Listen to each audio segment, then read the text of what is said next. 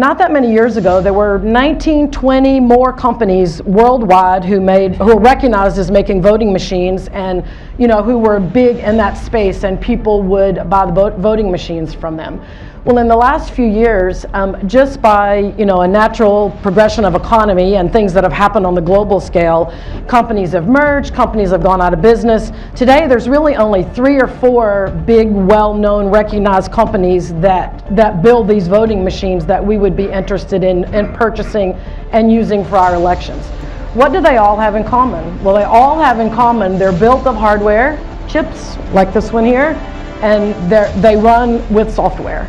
And there's chips that are manufactured globally because of the global economy, and we don't know where all the chips come from.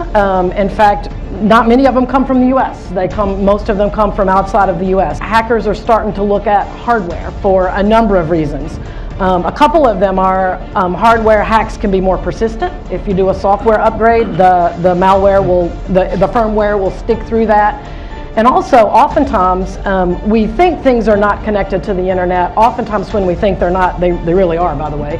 But on the off chance they're really not, and somebody wanted to get into this device and perhaps take data away from it, exfiltrate data, they have to find a way to get it out. So if they do a kind of hardware hack, a hardware implant, change the firmware, change a chip, now they've also just created a path for them to put the data out. Because of the global marketplace, because the voting machines, as well as many, many other things, maybe everything, is made of just hardware and software, the concept for how to do this is actually pretty well known and relatively easy, as we've seen. And so you say, okay, well, still it's hard. How would they do that? They'd have to do it one voting machine at a time. They're spread all over the country. Well, not really. If you go back to that limited target set, they're coming from 4 different manufacturers. And really, the supply chain is a great kind of infection vector for them to do that. And even within the supply chain, there's so many opportunities. It could be done with an insider just for money. They could really care less about the US. We just pay them off.